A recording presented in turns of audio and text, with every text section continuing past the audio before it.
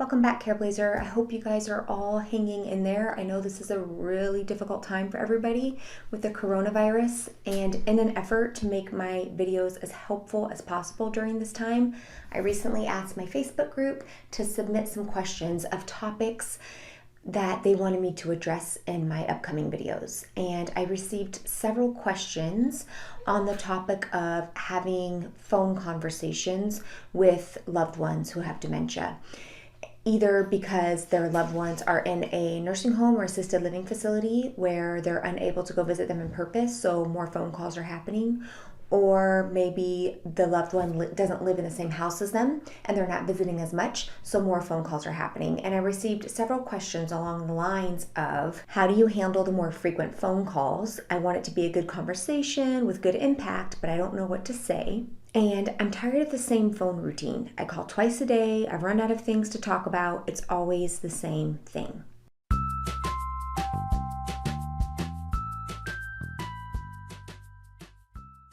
So I'm going to share with you some specific ways you can think about the situation if you find that you struggle on the phone and talking to your loved one. Definitely during this pandemic that we're in, but at any time if you struggle talking to your loved one with dementia over the phone, this video will be helpful. So I'm going to share a couple of things that I want you to keep in mind as you have these phone calls. And then I'm going to share with you specific things you can do with your loved one over the phone and specific things you can say to help initiate different conversation if you're just feeling like you want to talk about something differently. Before I get started, real quick, I just want to welcome any new watchers of this show. This is Careblazers TV, the place where I talk about everything dementia, and even you long-term viewers, I want to welcome you as well. Now more than ever, it's really important that caregivers feel like they have a place to turn for support and for trustworthy information. And with non-urgent medical appointments being canceled in many places across the country and in the world, right? Because with the coronavirus, they're trying to keep as many people as possible home. With a lot of the appointments being canceled, I want every dementia careblazer who needs a little extra support and trustworthy information to know that this channel is here for them. And one of the best ways that people can find out about me and my channel is when you hit the red subscribe button on your screen. That little red button, it's completely free. It just subscribes you to my channel. So when you log into YouTube, you might get a little alert that I put out a new video. But what it really does is it makes it more likely that other caregivers out there who are struggling in some way will know that I exist. Okay, so I appreciate that, and let's get started on today's video. So for starters, I want you to ask yourself, whose perspective are you looking at when it comes to the phone calls? Are you judging the phone call success from your perspective or from your loved one's perspective? From your perspective, you might feel like there's nothing really to say, nothing has changed from the last 5 hours when I called her, conversations are repetitive, they're boring, this is just not pleasant. From your loved one's perspective, they might think, oh, this is a nice break, this is a nice distraction, this is a nice moment for human social connection. They might just be happy to hear your voice. They may not even remember the last conversation. And even if your loved one is voicing a lot of concern and distress and frustration that they can't leave their room or they can't leave the facility and you're not visiting, even if they're saying those things, that phone conversation is still an opportunity for them to voice what's on their mind, because they may not be remembering. They've already told you that in the last conversation, right? So whenever we're dealing with anything with dementia, there's your perspective from the full working rational brain, and then there's the perspective of your loved one who has dementia, and a lot of times those perspectives are completely different. So what you might be viewing as a boring, non-productive phone call that really doesn't do anything, in your loved one's eyes, it might be one of the only social conversations they have that day. I also want you to ask yourself, what is the reason for calling your loved one with dementia during this time? Is it to check on them and make sure they're safe and okay? Is it to make sure they have some sort of social human connection during the day? Or is it to have a good, productive, interactive conversation? If your goal in the phone call is to have a nice, productive, interactive conversation, stimulating and insightful, then you might find yourself disappointed when you're calling your loved one twice a day and the conversations kind of seem to be hitting dead ends. But if your goal is just to offer your loved one a little break during the day, a little human connection, an opportunity for social interaction, or just to check on them, then it doesn't really matter what is said in the conversation. It doesn't matter how productive it is, or if it's the repeat of the same conversation earlier in the day. The goal is just to offer that little bit of connection with your loved one. Also, Careblazer, it doesn't have to be long.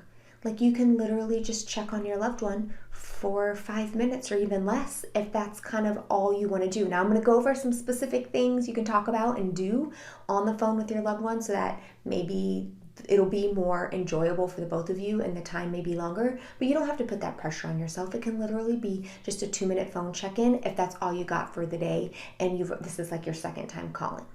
Sometimes just looking at the conversations and the phone calls from your loved one's perspective can help take that pressure off of yourself that it has to be always some new and engaging discussion to have.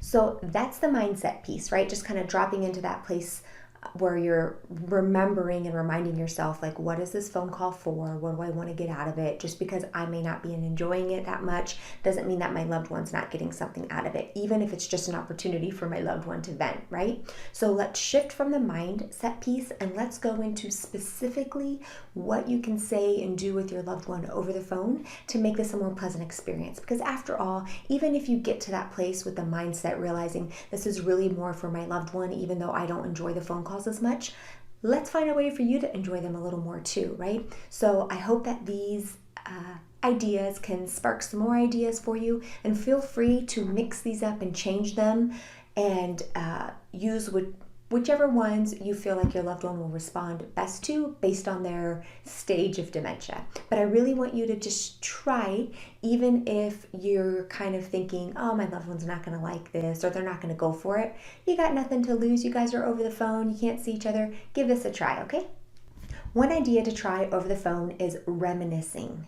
Reminiscing is the approach where you have a topic, preferably something from long ago in their past, and you bring it up and ask questions about it. You get their memory, their long-term memory going. So some ideas here would be saying something to your loved one like, tell me about your wedding day. Who was there? Where was it? How was the weather? What's your favorite holiday? How did you spend it as a kid? What was your first car? Where did you go? What was your favorite place you ever visited? Just choose a topic, any topic, especially if you have an idea of something your loved one would really like if they really love music, then you might want to question them about concerts and things, right? But you just choose a topic and you want to ask them questions, and preferably you want it to be from the past. The more severe memory impairment your loved one has, the further back in the past you want to go to. So if your loved one's memory isn't too bad, you might go to their working years or earlier adulthood. If your loved one's memory is pretty significantly impaired, like moderate to severely impaired, you might want to go to their childhood. And this reminiscing, this is actually part of a therapy that is used a lot in nursing homes and in individual therapy with counselors, where you get the person with dementia to really go down memory lane, and it helps improve their mood and just brings them back to some happier memories. So you can try that approach on the phone.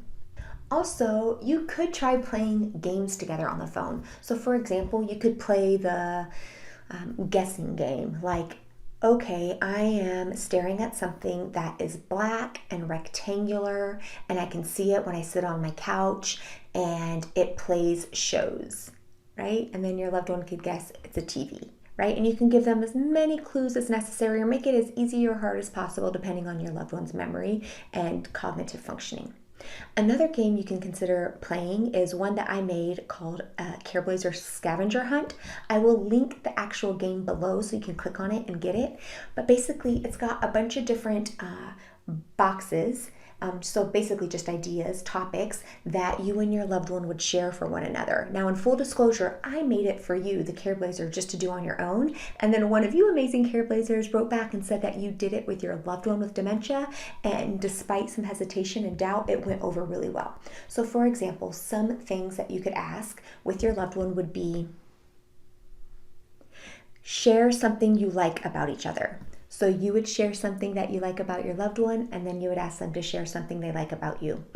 You could say, tell me something you're grateful for, and then they would share something, and then you would share something you're grateful for. You could say, name something in your room that's your favorite color. They would name something, you would name something. You could say, tell me something that is in your room that makes you smile. They would say something, you would say something. So there's no shortage of ideas here too, but if you want a jumping off point with, I think there's about 12 different ideas, the link to that Careblazer scavenger hunt is below this video in the description. Another idea to do over the phone is an activity together. So for example, let's say your loved one was a great cook or a baker. You can say, hey, you know what? I'm really craving those really amazing chocolate chip cookies you used to make. Will you walk me through how to make that? And let them talk on the phone about how to make it. It doesn't matter if they're giving you the right steps, if they're telling you all the correct things. The idea is they're just talking and getting that engagement with you. You don't actually have to make the cookies unless you want to, and you can follow whatever recipe you want. But the whole point is you're asking to do an activity with them over the phone, and it's something other than, what did you do today? Oh, I watched TV. What did you do today? I watched TV too. There's nothing more to report, right? So you can do this with all, but you can think of other activities too. Like you guys could sing together on the phone. You guys could read a book together on the phone. Like maybe your loved one could read a chapter of a book if they have the ability to do that, or you can read a chapter of the book or even a Bible verse or something like that to them over the phone, right? So get creative in terms of things to do on the phone that aren't just rehashing the day. Also, finally, you can try to share the calls if you have the ability. So try to enlist the help of friends, family members, neighbors, church members, anything like that, and ask them to pitch in and call your loved one so that you don't feel like you have to call every day or twice a day. You can kind of take some of that pressure off of yourself.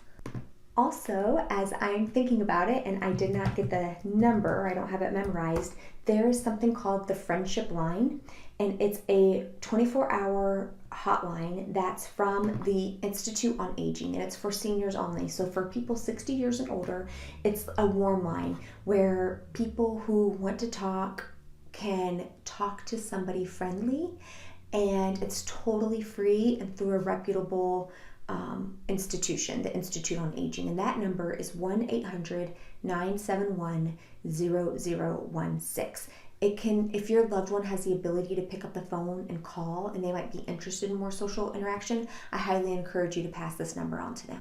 Careblazer, I hope this video helps you connect more with your loved one over the phone. If you know somebody who could benefit from how to improve phone call conversations with somebody with dementia, go ahead and share this video. You can share this video with a family member or friend who's also making phone calls to your loved one so that you all kind of start to enjoy and have more pleasurable phone conversations with them. I'll be back next week with another video somewhere around the topic of how to manage the dementia caregiving process during this coronavirus. You guys all submitted amazing questions. I'm going to keep doing my best to answer as many of them as I can. As always, leave any questions or comments you have below this one. Take care of yourself, Careblazer. Bye.